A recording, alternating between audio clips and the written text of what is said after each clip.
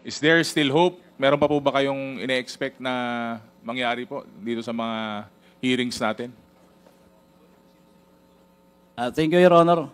Of course, Your Honor, we are expecting a speedy trial of our case, especially in my case that I am on appeal. Then at the same time sana, Your Honor, pairalin po yung tama na batas, rule of law. Huwag naman po sana yung impluensya.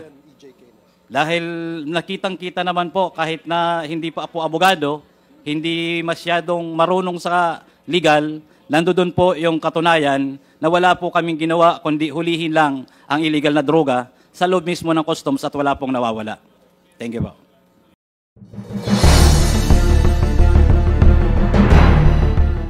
We have already seen po na through the interpellations of the Honorable Jinky Luistro at saka kay Honorable Rog na it is an automated and it is a large-scale system dedicated to battle corruption. But parang through the question and answers ko kanina, parang it is an intricate system, an updating and a modernization system. Pero parang mas na-modernize yata yung corruption sa yung mga nangyayari sa loob. Kasi nga, when it's centralized, isa lang po pinapanggalingan ng order unless na ang ginagawa sana is hiwa-hiwalay po yung gaya na dating gawin nila na parang devolve po yung function. So the TARA system in itself, Sir Jimmy, parang ang dating po ng TARA system is mas napapadali po yata yung mga nangyayari kung pabor dun sa taong gagawa ng kalokohan o may connection sa loob. Tama po ba? Yes, Your Honor. Mas pabor sa kanila. So parang siya, magical system po talaga. Hindi siya designed to matanggal po yung traditional na sistema.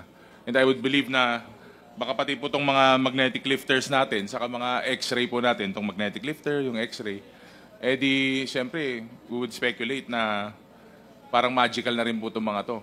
Kumbaga, depende po sa dadaan, depende po sa kliyente na papasok. Parang ganun po ba? Yes, Your Honor. Lalo pagkakaibigan na, kahit tumatagal ang container sa loob ng yarda, madali lang ulit yun i-process, tumatiming lang sila.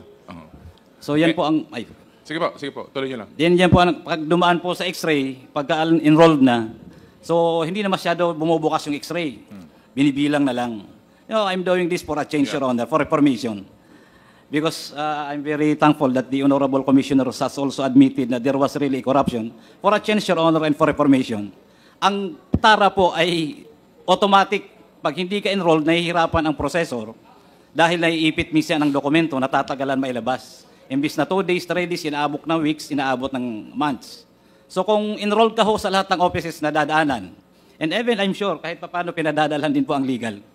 So, I could not tell you, Your Honor, that is the truth. I experienced that already. I have so many friends from legal. Kaya baguhin na po natin ngayon. Mawawala po yun pag isa lang ang opisina talaga tumanggi.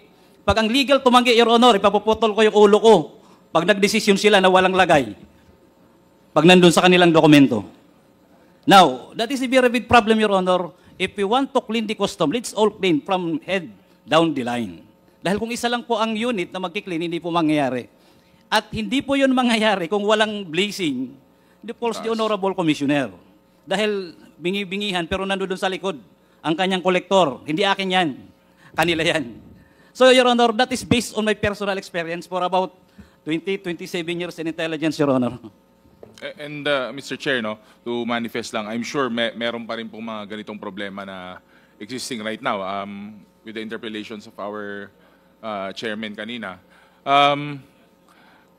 Sir Jimmy, would it be safe to assume na kung wala po kayo dun sa sistema na yon, sa TARA system na yon, ibig sabihin automatic listado na kayo na madidilis, yung mga part na kayo ng mga smuggler, if you're not willing to cooperate and be part of that so-called intricate na system po?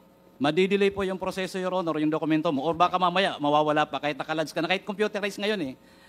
Kung halimbawa 1,000, Your Honor, maano ko rin po kanina yung 2.5 na kinumpute ng dalawang kagalang-galang na commissioner po. Hindi po itong 2.5 times 2,000. Ang bawat port po about 8 or 10,000 containers dyan ang lumalabas daily. So yung nakatara dyan, sa about 6,000. Yung Green Lane, Super Green Lane, kahit multinational yan, in fact, nagbibigay pa yung mga facilitator niyan eh. So yung TARA system po, it's about not only 27 billion, it's about 100 billion. So doon lang po yung sa isang port. Eh pag ang port pa po ng Manila International Container Port, Subic, Batangas, Davao, Cebu. So ilang ports po yun araw-araw na nawawala. That's for about 100,000 dapat po yan, Your Honor. Ang kwintadas po niyan mula sa taas pababa, it's more than 100,000, not only 30,000. 10,000, maybe sa isang unit lang yun, o sa unit lang namin yun sa CIS. Unit ng police. Mas worse, pagka ang examiner appraiser. Then of course, the Office of the Commissioner and the Office of the District Collector. So kung yun po ay mawawala, magiging malinis. Mapiprevent po natin ang precursors ng droga, mapiprevent po natin yung illegal importation mismo ng droga, din makakatulong po sa ekonomiya. In fact, pag maganda po ang management ng custom, kahit po dollar salting, matitrace natin, then economically will improve, Your Honors. Including the agricultural products, wala pong mawawala pag wala po yung TARA. Dahil, maano ko po, may dagdag ko po, yung import commodity clearance ay nanggagaling po yung sa ibang agency, government agency concern. Pag mayroon na po noon, nandun na po ang bilangan ng TARA. Para po makapag-import, halimbawa bigas, bibigyan ng BPI, baril, bibigyan ng PNP. So lahat po yun kasi, all it involves money pagdating po sa customs. Sana po mawala. Yung nga po, Mr. Che, no, we can clearly see na dito po lifeblood po kasi itong parang part of the big lifeblood of our economy, itong mga ports natin, saka yung mga pumapasok, saka lumalabas, no.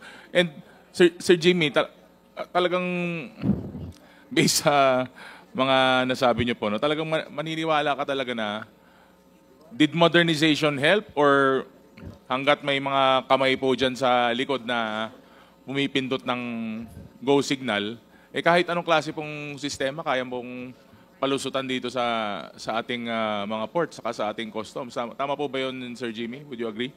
Yes, Your Honor. Pero nakakapag-abot lang tayo ng international standard. Pero yung corruption po, hindi po nalilisen because of that modernization. Ang kailangan po doon, hindi malaman ng examiner at saka ng empleyado kung kanino yung kargamento. Hindi po ma-identify ang container na ito kay Juan de la Cruz. Ang kailangan po doon, yung accreditation, yung account management office, yung office na yon ay dapat po sigurado na yung mga incorporator, no, SEC-registered company ay siguradong tama, hindi po bogus.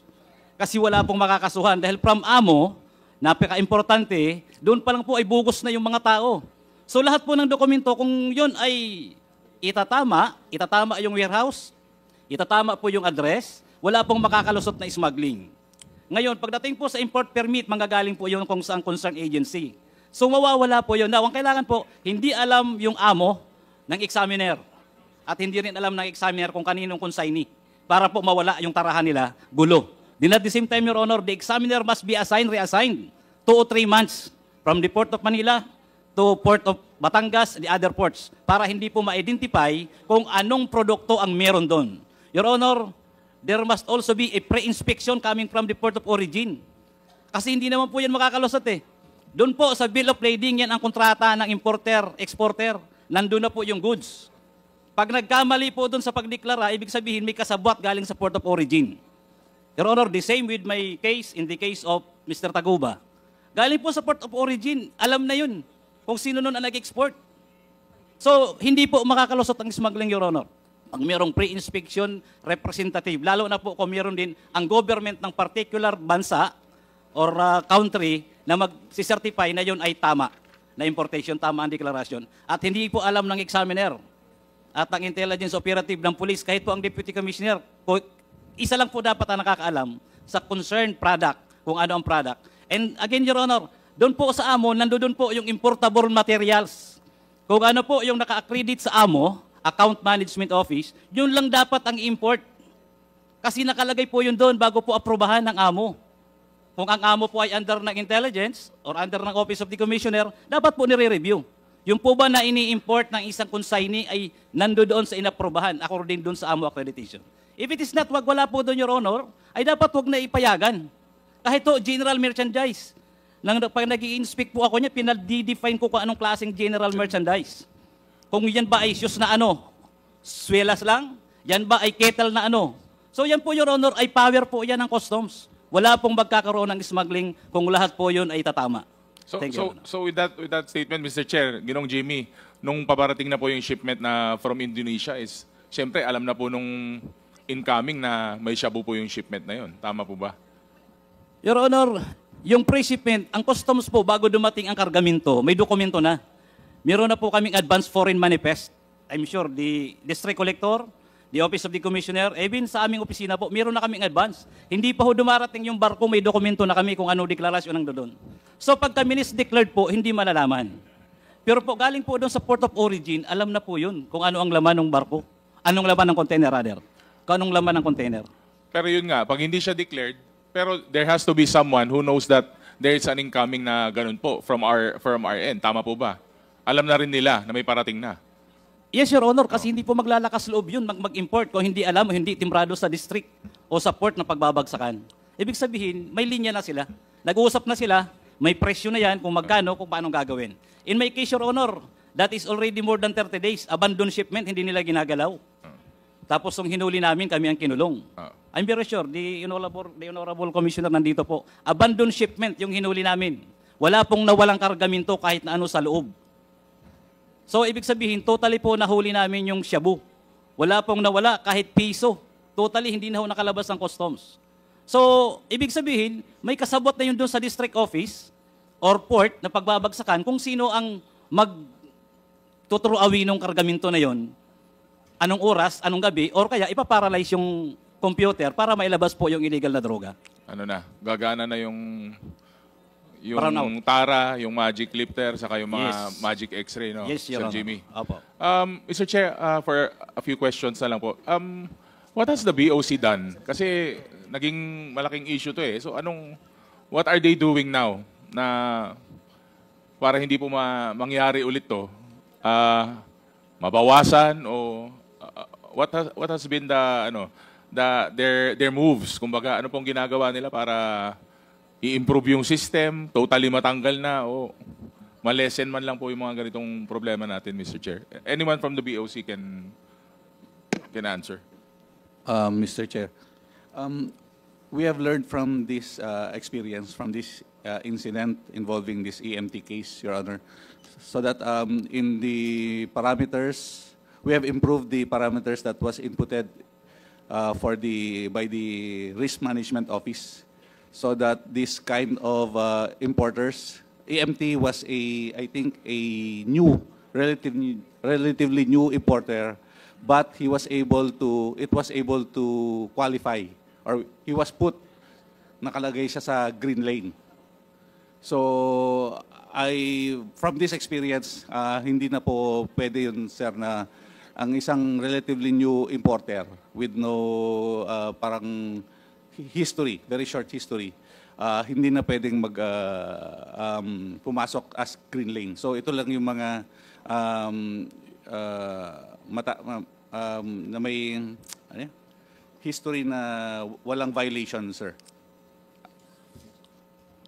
But again, Mr. Chair, parang these are minor improvements from what we're expecting, no? Kasi syempre, siguro I would like to ask the BOC as well. In one of your meetings or yung mga, syempre meron kayong mga ginagawang security measures. No? Was anyone in the meeting suggesting or even considering third party or upgrading of systems or additional security measures po? Currently, the Bureau of Customs is in the direction of pre-shipment inspection from the port of origin, Your Honor. Thank you, Mr. Chair. Last na lang po kay Sir Jimmy siguro at saka kay Sir Mark. Siyempre po, matagal na po kayo dyan. I mean, si Sir Jimmy, si Sir Mark, medyo mas masasabi niyo po ba na yung TARA system din po ang naging problema? At saka kung saan na kayo ngayon, yung sistema na yun na parang naging way of life, hindi ganun ka-foolproof. Tapos kayo pa po yung nadiin. Parang ganun na po yun eh. Ganun na pong dating nun eh. Naging biktima po kayo ng isang sistema na kinasanayan po sa BOC. Yes po, Your Honor. So sabi nga ni Kong Jingy kanina, yung fall guy talaga. Yung nangyari sa inyo, kayo yung mga fall guy. Pero for my last question, sir, kung meron po bang representative dito, sa mga nag-file po ng cases against you, bakit kayo po yung agad na mga finailan nila? Ano po ang, kumbaga, anong inspirasyon nila? Ba't kayo agad? Yun napasok at nabigyan na-file ng sunod-sunod na mga kaso. Your Honor, sa case ko po ay pinaka-worst po yun dahil magkasama kami ng PDEA na nanghuli. I'm sure they were present today. Wala kaming pinakawalan kundi tinorn over properly sa PDEA. Then during the Senate hearing, nandun lang kami. I don't know what was the reason bakit nagkaroon ng conspiracy to import. Na present po ang PDEA during the time of the apprehension. Then the magnetic lifter loaded with shabu was also apprehended inside of the area of the Bureau of Customs. Hindi po nakalabas. Hindi pa po na-examine, kundi that was already an abandoned shipment. And hindi po namin makuha, bakit po yung personnel ng Customs ay hindi po ginalaw, hindi nakasuhan? Bakit ko ako na isa sa mga nanghuli, ako po ang kinasuhan? Kasama po si then late Colonel Pajardo at saka si Colonel Asierto, then the rest. Ang pinaka-worst pa po noon, may umadmit pa kung sino ang may-ari ng kargamento na hinuli namin na nawawala hanggang ngayon. Hindi na makita. It was presented in the Senate. Then after na may present sa Senate, nawala yung umamin na kanya yung consignee, siya ang may-ari ng consignee. So ako na po ang hinabol ng hinabol nung dating administrasyon. And hopefully, Your Honor, we be given right and proper justice. Follow up na lang po, Mr. Chair. Sir Jimmy, what are you expecting from all of these hearings? Kaya si Sir Mark, may expectation pa po ba kayo? O siyempre, naisiwalat nyo na po yung mga statements, yung mga kailangan yung sabihin through your affidavits. Is there still hope? Meron pa po ba kayong ine-expect na mangyari po dito sa mga hearings natin? Thank you, Your Honor. Of course, Your Honor, we are expecting a speedy trial of our case, especially in my case that I am on appeal. Then at the same time, sana, Your Honor, pairalin po yung tama na batas, rule of law. Huwag naman po sana yung impluensya.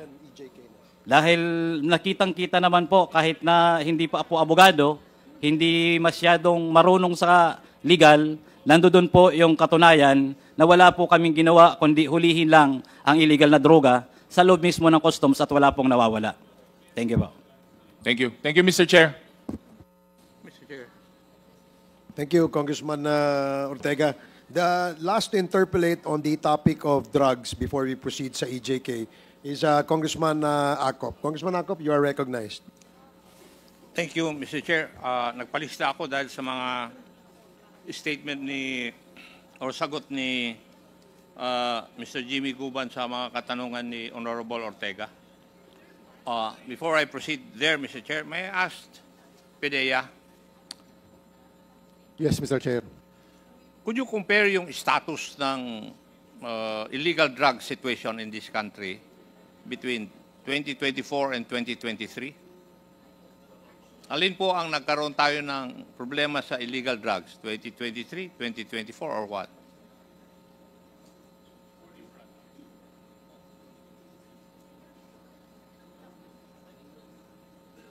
What will we compare, sir? 23 and 24? Yeah, for 2024, mas marami ba kaysa doon sa 2023 ang illegal drugs in this country? Ang huli ngayon, sir, is paliit ng paliit, sir. So it's improving. Yes, sir. Paliit na paliit yung huli namin ngayon, sir. O baka naman humihina kayo sa panghuli? Di, Di sir, ba pwede yun? nag-operate na, sir, yung PNP joint with PDEA. Kaya overall, sir, for 2024, sir, kaunti yung nahuhuli namin, sir. Ganon. Yes, sir. Sige. Mr. Guban, ako na-surprise ako doon sa mga sagot mo kay Honorable Ortega. May I know kung sino po ang nag-imbestiga sa kaso po ninyo? Your Honor, as far as my recollection is concerned, it was PDEA. PDEA. Yes, Your Honor. The same is true with Mr. Taguba. Sabay kayo. Magkahiwalay po kami, Your Honor. Nauna po yung sa PDEA kanya. rin ang nag-imbestiga sa'yo. At nag-file ang kaso. May I know who was the director of PDEA then? During that time, Your Honor, nabasa ko ang director during that time is si General Aquino, Your Honor. May I know, Mr. Chair, if Director General Aquino is present in this hearing today? Yes, Your Honor, he is present. Is He was invited and he is here today, Congressman Akop. Thank you, Mr. Chair.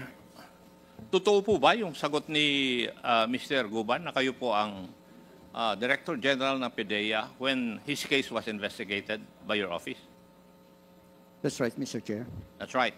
So, narinig niyo po naman yung mga sagot ni Mr. Guban dun sa mga katanungan ni Honorable Ortega na nagtataka siya kung bakit yung mga illegal drugs naman ay nandun sa loob ng customs area at sila nga ang nakahuli. Nagtataka siya bakit sila lang ang nakasuhan. Could you explain that to this committee? Actually, sir, more than 40 drug personalities ano pailan ng kaso with regards to this magnetic lifters discovery. Marami siya na-hold, may mga Chinese, may Vietnamese, may mga personalities sa mga customs and all other personalities that is involved in that particular case. We're talking of yung drug haul, illegal drug haul na involved si Mr. Jimmy Guban. Yes, sir. Doon lang tayo, hindi yung ibang mga insidente. Yun na yun, sir. Yung discovery ng magnetic lifters. May I know how many personnel of customs were charged because of this incident? How many personnels who were, ano yun, sir? Oh, personnel of customs.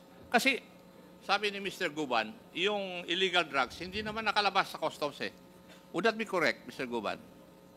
Yes, Your Honor. At kayo po ang nakadiscover doon. Kung tama yung pagkarinig ko, doon sa sagot nyo sa tanong ni Honorable Ortega. Yes, Your Honor. Di ba? Together Kayo with ni Colonel na Asierto and delayed, Colonel Pardo. Colonel Pardo at saka Colonel Asierto, Your Honor. Colonel Asierto, right? Yes, Your Honor. So, may know kung ilan pong tao sa customs ang na-filean po ninyo ng kaso regarding this issue? Merong mga napailan ng kaso, sir, sa customs, particularly dun sa X-ray machines and all other departments. Hindi ko lang, sir, exactly yung alam kung ilan, sir, ang napailan na ng mga lahat ng personnel ng customs. Mr. Guban, what can you say about the answer of Director General Aaron Aquino? Your Honor, hindi pa ho na-X-ray yan kasi nahuli po yan sa loob mismo ng yarda ng Manila International Container Port. Hindi na nga po sana ako magtatanong. Kaya lang, nakuha yung aking interest doon sa mga kasagutan ni Mr. Guban, doon sa mga pagtatanong ni Honorable Ortega, na yung illegal drug shipment ay nahuli naman doon sa loob ng customs. Hindi naman po nahuli sa labas eh. Nandun sa loob ng customs. So, ako, even an ordinary person will say, bakit yung mga taga-customs, bakit nakapasok doon? Di ba? And ang tanong ko, bakit si Mr. Guban na lang nandun sa kulungan? Kaya ang tanong ko, meron pa bang taga-customs personnel na nakakulong because of this issue? Yung nangyari sa MICP, sir, I think you're it's not only... answering my question, DG. My question is, meron pa bang personnel ng customs, aside from Mr. Guban, na nakakulong dahil sa issue na ito? Siya lang, sir, sa Bakit Bureau of po kaya? Customs. Are you trying to tell us na nakapasok yung illegal drugs sa loob ng customs, na walang pagkukulang yung ibang tauhan ng customs? Is that what you're trying to tell us? Sir, hindi lang siya napailan ng kaso doon, sir. Meron din kami mga Chinese na napailan ng kaso doon, the importers. Hindi, ang pinag-uusapan natin yung customs. Huwag mong i-sidetrack yung issue na pinupursu ko.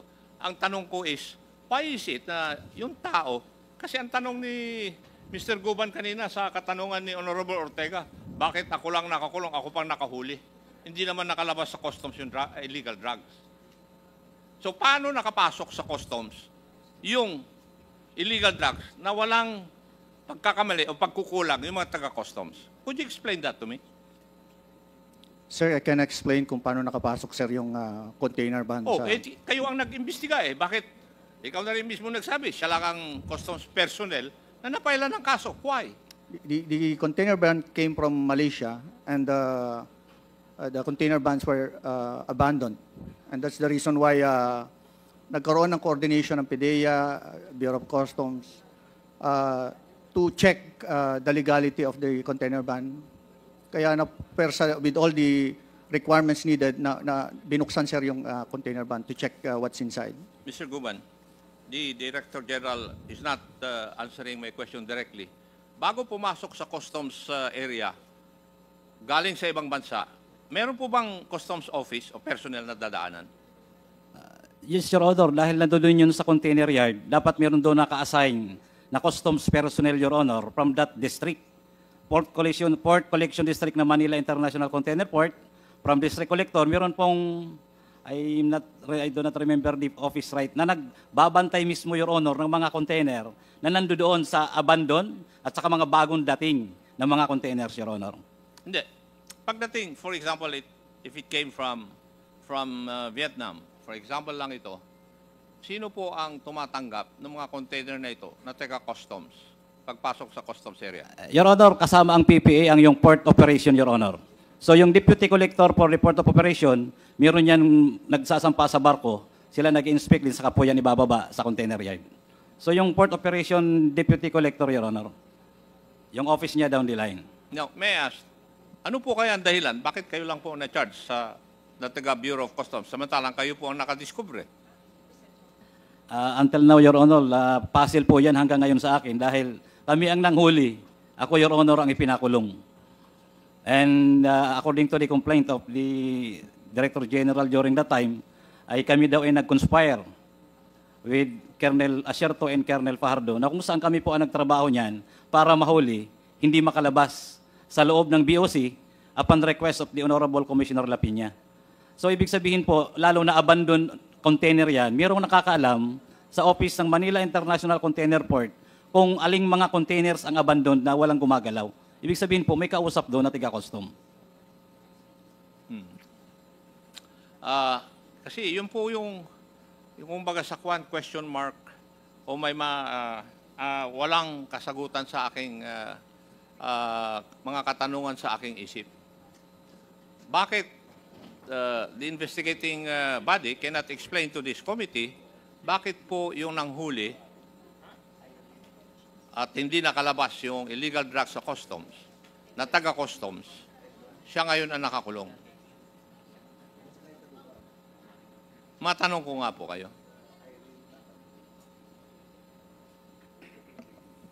Meron din kasing na-discover kaming container van sir sa GMA Cavite na nakalink doon sa MICP container or the magnetic lifters. So dalawang magnetic DJ lifters Aaron, malayo po yung sagot nyo doon sa aking katanungan eh. Sir, kaya nga namin sila kinasuhan din because nakalink din sila doon sa kaso na na-discover namin sa GMA na 4 naman na magnetic lifters na na-discover namin. So these are the same magnetic lifters that was discovered in MICP. And perhaps, sir, I can also ask the legal service of PDEA to determine the real reason, sir. I'm sorry, sir. PDEA, what would be your answer to the request of former DG Aaron Aquino?